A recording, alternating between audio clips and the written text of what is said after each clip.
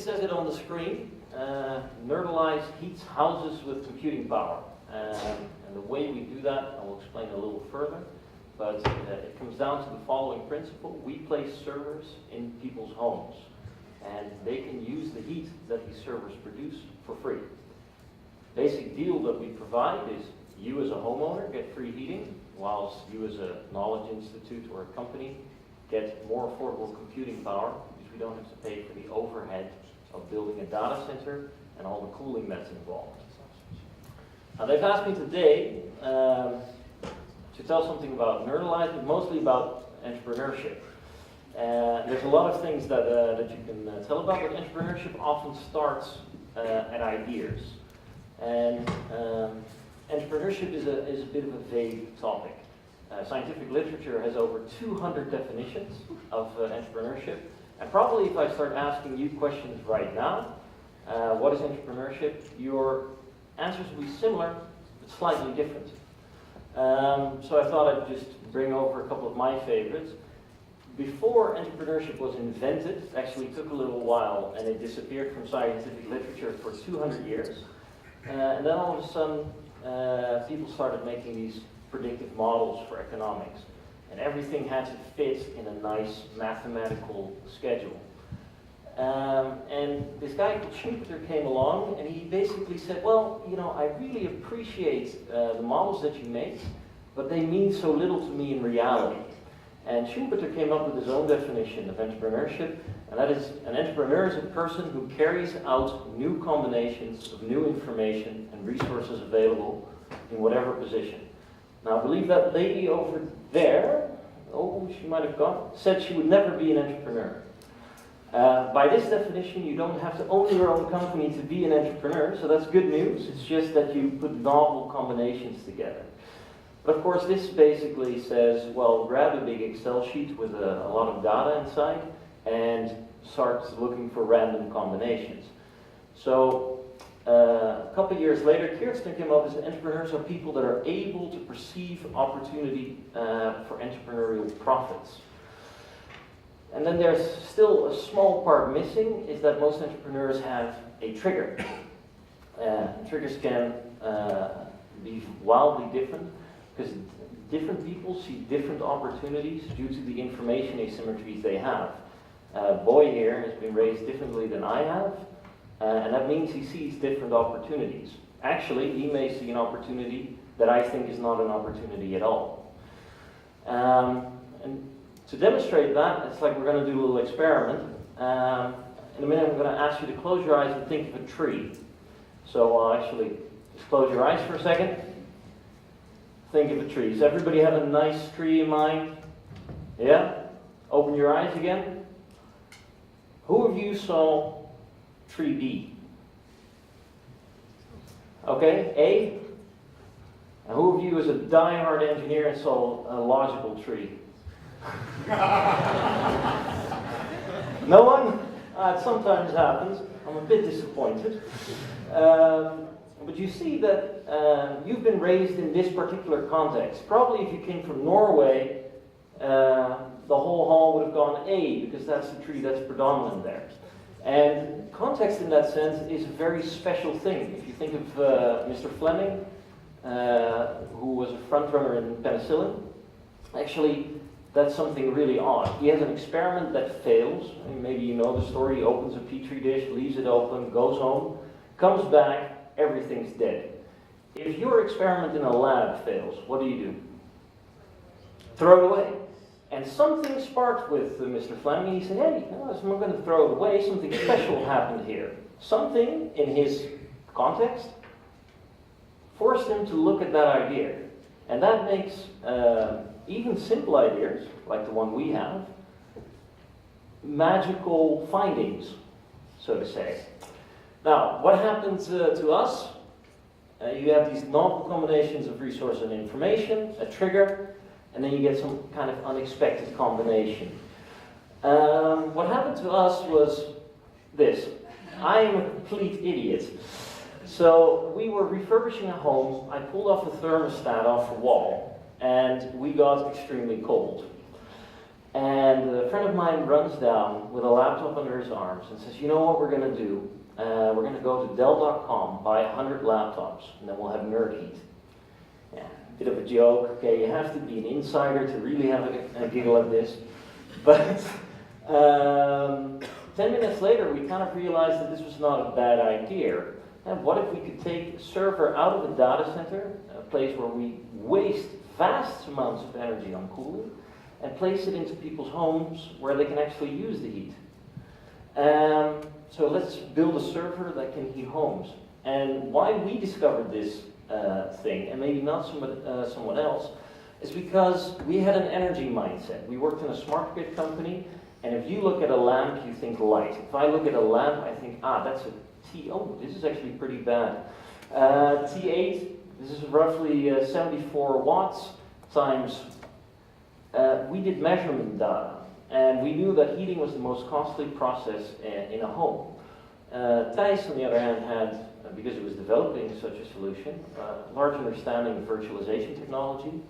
And I had data centers as a client and saw they were obsessed with the amount of energy they were using. So now what? You have this idea, and yeah, you have to go to kind of a plan, because just an idea is worth nothing. So what you start to do is validate the idea. You start at the most basic thing, you Google. Then you use a lot of post-its, preferably in a ClimateKIC setting. And you start making comparisons. Like, oh, well, where is actually most heating being used? Turns out Sahara, really bad market for us. Startup climates, we competed in a competition. And that allowed us actually, because when you have an idea, you want to keep it. Nobody should hurt it, and if somebody says something about it, it's like, yeah. And, I'm right, you just don't understand my idea. But in the end, you're selling a product, so people should understand your idea, and they should agree with you in some way or another. And Startup Pirates allowed us to crunch in a week, and then pitch to real investors. Actually, later, one of these investors came on board. So, next thing you do is you start making models, how can we do it? And then, very important, just build something. So we built a wooden cupboard with GPUs inside. And that was our prototype. But it did allow us to demonstrate, this actually works, energy measurements come out quite okay. And then we started doing the business model. We saw that data centers actually, the energy efficiency is not that important at all. It's the fact that data centers spend 60% of their costs on the building and the cooling infrastructure. And that we don't use. So, more models, and then we have a target market. Oh, hey, 99% electric heating in Norway, computing markets. Hey, video transcoding, we could do this. Okay, so this is our market proposition, and then we just need this very simple model to bring it to the market. And yeah, the competitive advantage is quite clear. This is a normal data center, you need cooling, 60% of your building cost. If you distribute it via us, then you save that 60%. That's a pretty clear business case. Okay, homeowner gets a lot of, buys the heater from us, we reimburse the electricity so they heat for free. They save money, computing power we sell, and because we have no overhead, we can save them money. We have a lot of money. And, let's do this thing, right? Who's with me? Yeah? Okay. Yeah. That's a bit tough. In the end, of course, you don't need $4.2 million in one go. So we crowdfunded the idea. That were the most 3 stressful months in my life. Don't have much time to go in depth, but if you're ever thinking of it, just give me a bell and I can tell you all about it. Shortly on being an entrepreneur. What does my day-to-day look like? Of course, I do sports. I sleep a lot. Or meditate, which is nice to get to yourself. I eat healthy and regularly, very important, and I take care of my loved ones. Truth is, I don't do sports at all. Yeah, I walk to the coffee machine. Sleep is for the weak. Coffee's for closers. Explain that. Yeah, I'll explain it in a second. Yeah, meditation is something that I do when I get uber stressed and I don't get anything done anymore. Healthy and regularly, I think it happens to me see this a bit, but I think it happens to me 3 or 4 times a week that I get out of the office at around 8 or 9, or I have to go to dinner. Actually, I'm going to dinner after this. And then, yeah, I don't, Burger King is not an exception to my diet. It's the cornerstone. Taking care of my loved ones. My family sometimes calls me saying, Bo, are you still alive? Or are you now married to that energy company you're dealing with? Worst thing is relationships, perhaps. It's very hard to maintain those when I get stressed. You know, my girlfriend calls me, I'm in the middle of the meeting. It's like, yeah, honey, I don't have time right now. And my girlfriend's on the other line saying, actually, I just want some attention. It's like, can you have a look at my calendar and schedule that? And you see, the women here in this hall understand that I just royally screwed up. This cost me 2 weeks of happiness. Fact is that although my life, if I explain it to you, looks pretty horrible, I love it. I really try to dedicate myself as much as possible because I enjoy what I do. I think I work for a larger cause than myself. I work with great people like Marinus, who's here today. Yeah, give him a big hand, actually.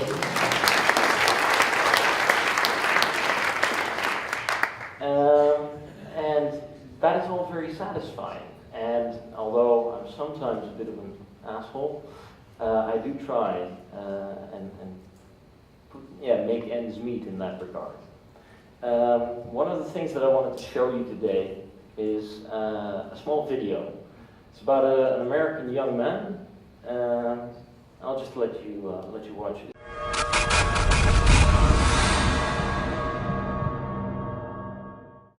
It was a young man who, he wanted to make a lot of money, and so he went to this guru, right? And he told the guru, I want to be on the same level you are. And so the guru said, if you want to be on the same level I'm on, I'll meet you tomorrow at the beach.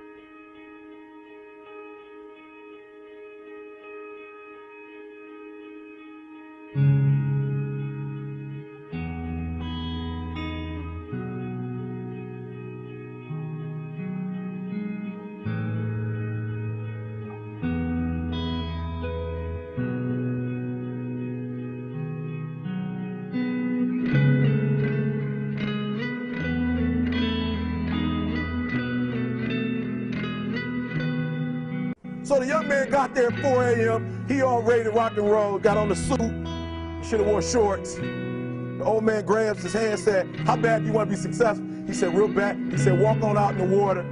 So he walks out into the water. Watch this. When he walks out into the water, it goes waist deep. So he's like, this guy crazy.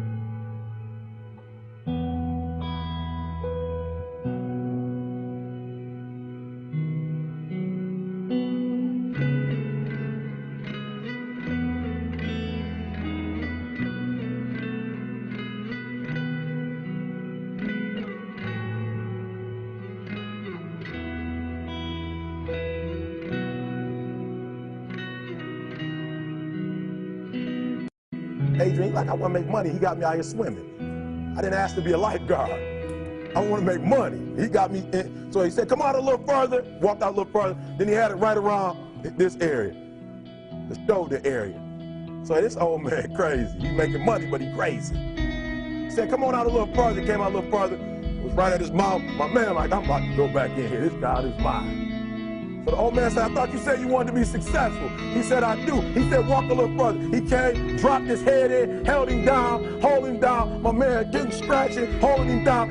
He had him held down. Just before my man was about to pass out, he raised him up. He said, I got a question for you. He told the guy, he said, when you want to succeed as bad as you want to breathe, then you'll be successful.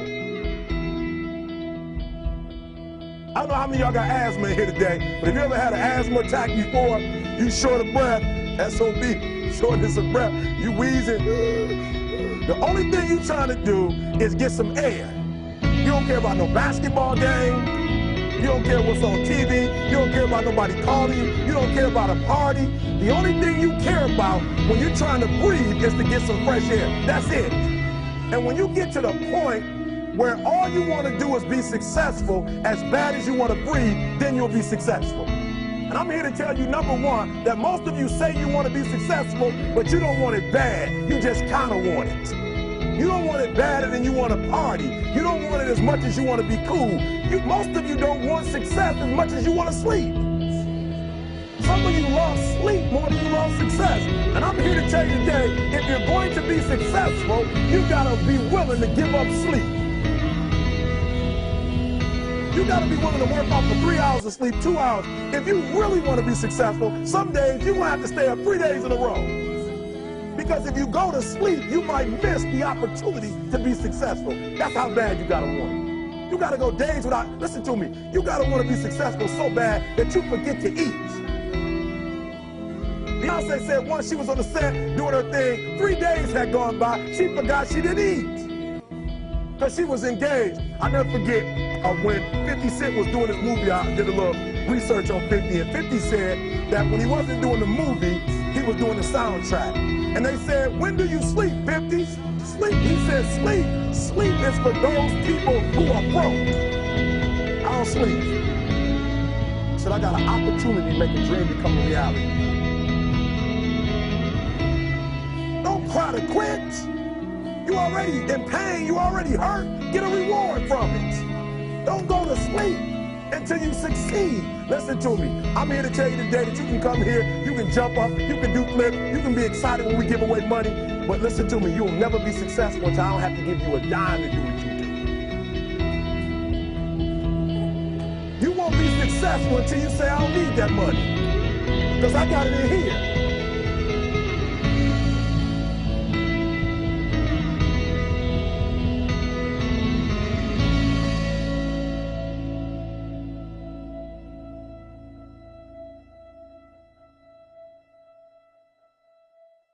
I think the last part on entrepreneurship for me is that it's, like Winston Churchill said, a mistake to look too far ahead.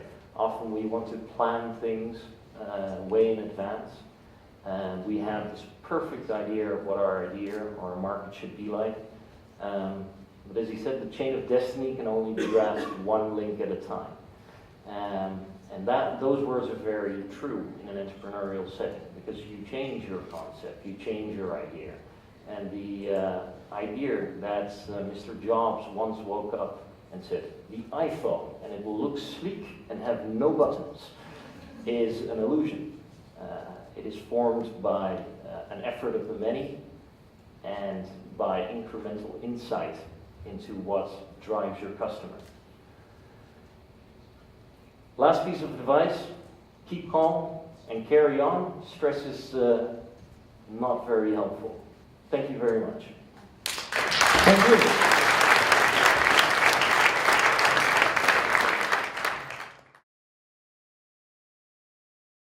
How do you compute power in summer? I mean, there won't be any heating next year. Yeah, that's a very good question.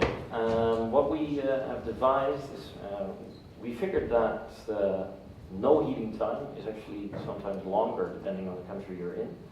So we have a heat expel. So it basically means that the consumer in his house can just set the temperature and we take care of possible excess heat. Of course, we schedule compute optimally. So we mostly match heat and compute. Is that your question? Have you always known that you wanted to be an entrepreneur, or was it the idea that made you? Have you always known that you wanted to be an entrepreneur? No, I think everybody, there is no such thing as an entrepreneur. Everybody can be one, in a company or without. I always liked finding out new stuff and doing that in any kind of setting. And normally, when I do that in a business setting, I get in fights with my boss because I have a vastly different idea of what we should do. When you were a student, did you think you would be or could be an entrepreneur? Yes, at the time, no. I actually did 2 years of working in a startup between my bachelor, and that really helped me in a setting. I was like, oh yeah, okay, I looked at the startup and thought, I can do this much better. And then I studied my master's for a year, and in that year we've developed this plan. But there was always kind of this thing, it's like, well, one day, yeah, and then sometimes the idea hits you, and making the step from, oh, I have this idea, it's awesome, I've spent time, so I've made an investment to check if this could actually work, and then making the step going, okay, now we don't actually have enough money anymore, I need some funding, or I need clients. That is the step where you become an entrepreneur in the sense that most people would see it, like somebody that pursues an opportunity for profit. There's a question over there. Do you encounter like any type of security concerns? Absolutely. It depends a bit on, we tackle security in 3 ways. One of them is we have physical sensors in the device that temper sensors, basically. So we see if something's wrong. But you can get by those. So we encrypt the data as well. And then there's a third thing that makes us possibly more secure than a data center is security through distribution. The data center, if I simplify the example, I am one good dinner, a check, and a bottle of wine away from bribing the director to grant me access. With us, we are in 150 different homes. So it's good, you know, you're going to get noticed if you grab your screwdriver and break into 150 homes. Besides, if it does work, then you have an anonymized piece of data of a larger computational set. So there's not much that is encrypted. So there's not much value to doing that. Do you feel secure already? Yeah. Yeah. Okay. Great. Good stuff. Yeah. What's the value of a server that's in a? Because it still can be stolen, right? Yeah, it can be stolen. Things that get stolen, theft is basically a crime of opportunity. So if you leave your phone on this desk, the chance that one of these bastards over here grabs it is higher than if you wall mount a big server. Actually, there's a lot of value here, but it's mounted to the floor. So the theft risk is relatively low, and of course it's also covered under general Dutch insurance. Question over there? What about the size of the server? I mean, if I think of the prototypical Dutch home, I don't know where you would put a server into it. I mean, the space is quite limited. So the size of the server. We've stuck it in a radiator size. So it looks like a radiator, only designed by Bang & Olufsen. It actually looks a lot, we think, a lot better. The clients seem to think it as well. So you can use it as a drop-in replacement or as an additional heater on your wall. Final question over there. Make it a good one. No pressure. Problems with computation for such a distributed system. So can you? We have problems with computation for such a distributed Problems with communication for such a distributed system. Computation. It depends a bit. There's a couple of problems that you can think of that are ideally suited for our systems. Protein folding, Monte Carlo simulations. These kind of things are very easy to distribute, embarrassingly parallel tasks, so to say. So you can also do video transcoding, pretty much anything. There's things that you would rather not do, for example, things that are very low latency sensitive or latency sensitive. But a vast majority of batch processes or on-demand process you can service. Well, and then I've got the final question. Oh yes.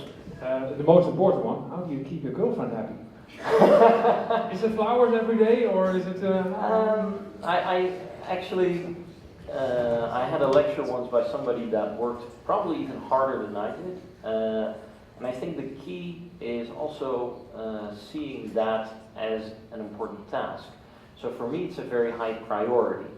And that means that if I get home, sometimes I can't because I'm too tired, but I make sure that I block time for my personal life. And that the time that I do spend is not of the, I just lie on the couch here. I'm present. No, I really want to be present. I want to do something fun and something that helps our relationship. Thank you very much. Okay.